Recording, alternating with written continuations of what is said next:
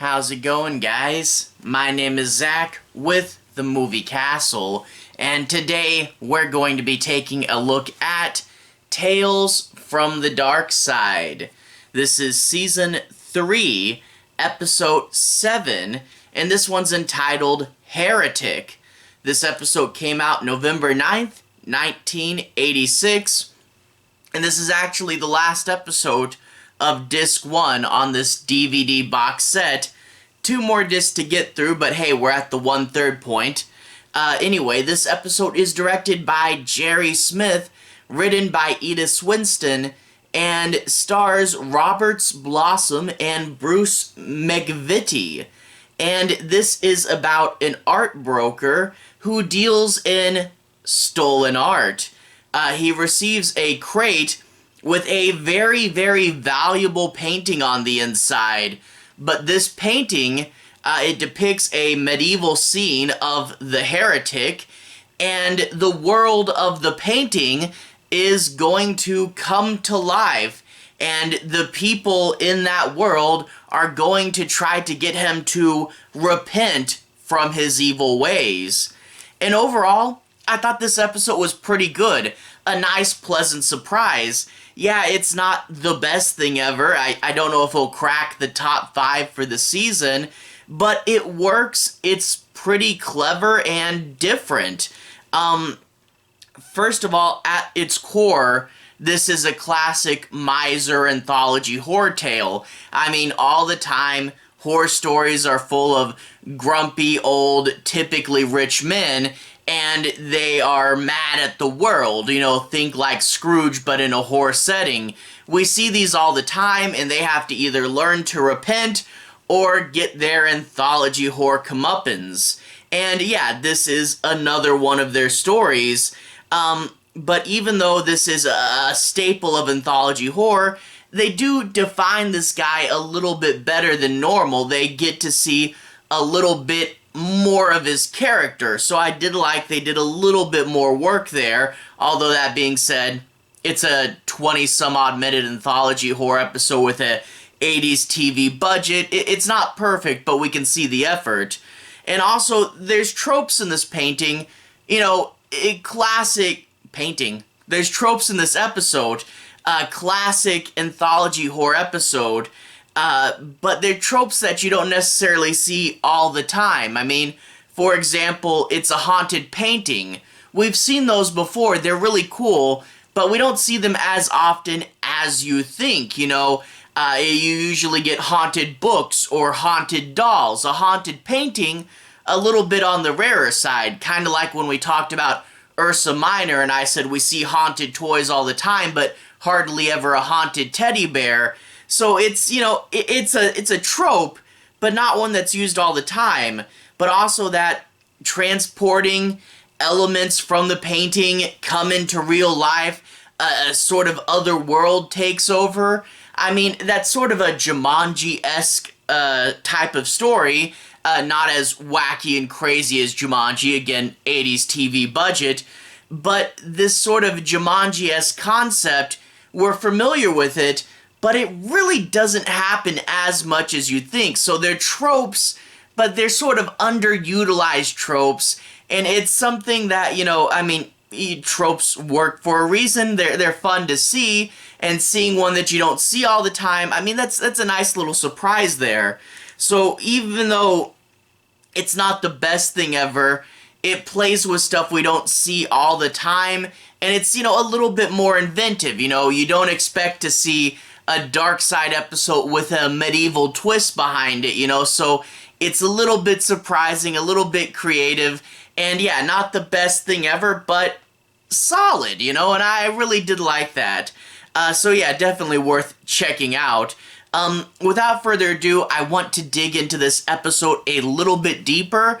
I'm going to talk a bit about the plot. Now, don't worry, I won't be doing any spoilers. I won't cover the end, but I want to take a moment, talk about the story, make sure you guys have a basic understanding of it, but also take some time to pause and analyze certain bits of it that I found interesting. First off, we open up with the dealer and his supplier. And they're in the dealer's apartment, and he's going to be wearing just a robe throughout most of this episode because I guess he's just, so comfortable in his lifestyle here or something. But the guy he's talking about how he has a guy in Europe who he's made a deal with to set things aside for him. If you see something, put it aside and then just have it disappear and come to me. And he's going on and on about how his setup, and the art dealer says, don't tell me that. It's better if I don't know. Again, I really like this sort of, almost true crime element of, and then I made sure I didn't know anything, so if the cops had me, I had plausible deniability. I was just dealing goods I was given, But anyway, there are several things in the box, and I really do like it's sort of Darkside striking a chord early. And nowadays, there's so many unboxing and mystery box videos. Just go on YouTube, search unboxing. You'll find a ton of stuff. I mean, I've made a few of them before. And it's sort of this weird human nature of going, what's in the box? I gotta see. Open up the box, And I have to admit, during the opening of this episode, I was like, what are they gonna pull out of the box, And they pull out stuff seemingly junk. Like the first thing they pull out is a bag with 2 high-heel shoes in it. Now, that being said, I've seen the whole episode. I have no idea why these shoes were in the box. Maybe his guy found them and thought they'd be worth something.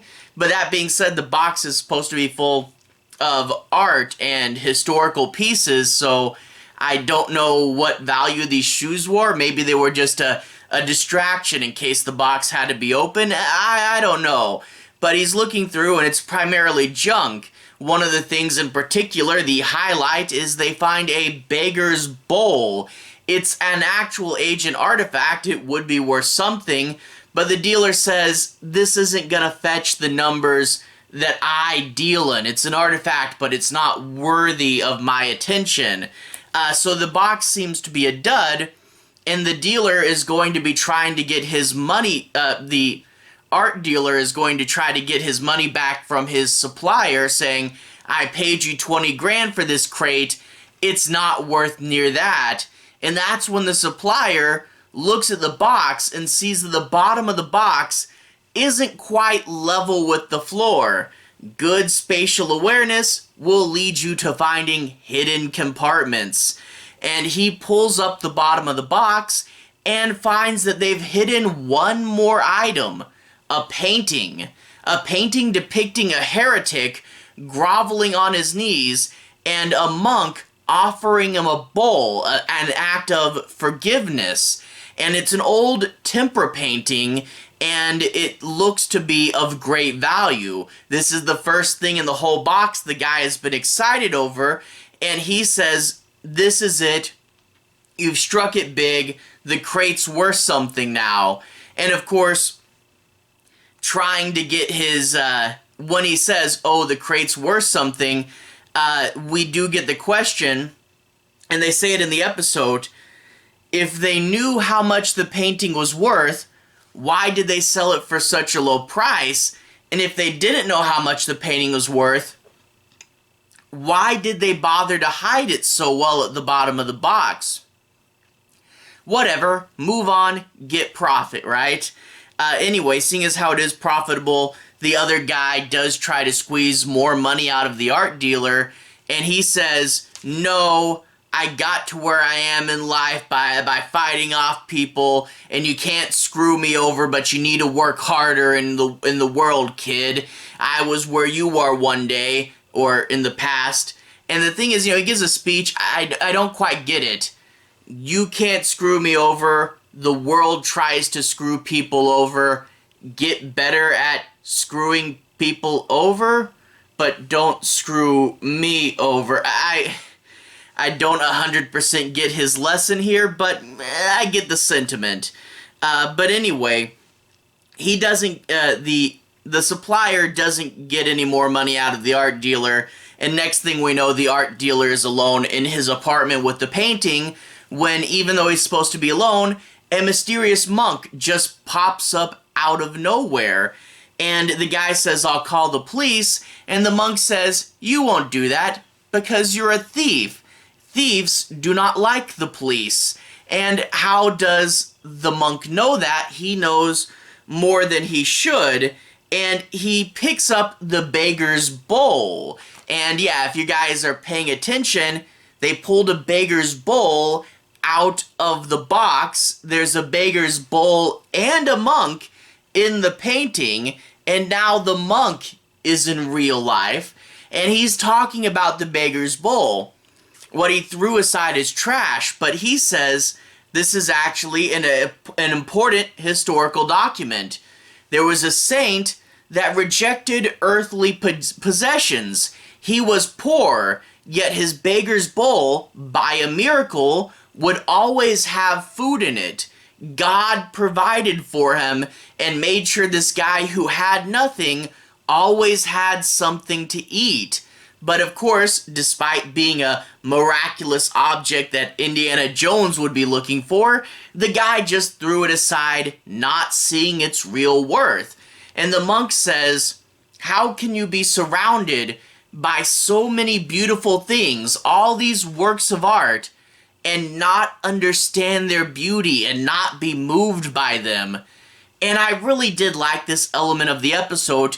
I really did think it struck a chord, and Hollywood and stuff, there's several numbers people, several studio heads, and there's lots of people that, have to keep the studio financially running, but really don't understand what makes their product so great. They don't understand why people like it, and you really can't have this disconnect. You really have to understand why there is love behind it, and you can't do things like cancel your Friday the 13th movie because Rings didn't do well. Maybe I had a point and went off on this horror tangent, sorry about that. But anyway, how can you be surrounded by art but not understand the art? And of course, the monk is going to say, return all of this stolen stuff because it's stolen. Repent and be good. And he says, no. But as we've already said, the monk and the bowl are things from the painting, and the painting depicts a medieval world, the trial of the heretic. Maybe it's not best to just say no, because maybe more and more of that medieval world is going to seep out into reality, and see if this miser does repent or not, And overall, it's a pretty interesting story. Like I said, it's a little bit of something, it's tropes that I like. Haunted paintings, Latin inscriptions, other worlds, but coming together in a pretty different way. And to be honest, a lot of these tropes are fun tropes, but you don't see them too often. And the whole miser angle, classic anthology horror stuff, they really do a better job defining his character. A few times in the episode, he'll tell a story. I think he does that twice. You get to see some interesting character decisions. And the fact that he sort of has this mentor role, even though he gets mad at the guy, this mentor role with his supplier, kind of saying, I was where you are once. Maybe you should learn your lessons and you might be like me someday. There was a little bit more there than normal, but again, half-hour TV time block, made-for-TV budget. I do kind of wish, if they do ever bring Darkside back, this one could be a really good episode to do a remake of. Give it a full hour time block. I don't think this has you might be able to get a whole movie out of this, but a full hour TV time block would be really good for this episode to really give us a chance to dig into this character and also probably do a lot more fun stuff with the other world. But overall, fun use of this tropes, recombining into something that's a little bit more different than usual. And like I said, you do a Darkside episode, you don't necessarily expect a medieval theme, and it fits into the show's kind of unpredictable nature, And I do want to say, it is kind of funny. This isn't the scariest thing ever. It's still horror, but this wasn't, shivering on the edge of your seat horror. But I do find it funny, a painting dealing out supernatural justice might be a little bit on the edge of our suspension of disbelief. You make it a horror story, though, yeah, why not? And I do like how with horror, you can get away with telling more unique stories. With horror, there's always been an embrace of the supernatural more than any other genre, and I feel like with horror movies, you can get away with a little more of being a little surreal, not playing exactly by reality's rules, and I do think, in a society that gets all stiff and, oh, a movie can't do that because it's not realistic, you really need more creativity, and I love that horror has that. Anyway, definitely not the best episode, but worth a watch. It is solid. Anyway, to everyone who's watched so far, thank you for watching. To everyone who's liked and subscribed, thank you. You really are helping the channel out. I'll leave a relevant playlist on the bottom. This should be my Tales from the Darkside playlist. And in there, you should be able to find a review for all the past episodes of the show. So yeah, quite a bit there. Plus a Season 1 and 2 overview, 2 separate videos, and a look at the Joe Hill comic and 2 of the Christmas episodes up early. Anyway, have a good day. I'll see you guys again very, very soon. Darkside playlist on the bottom. Have a good day now.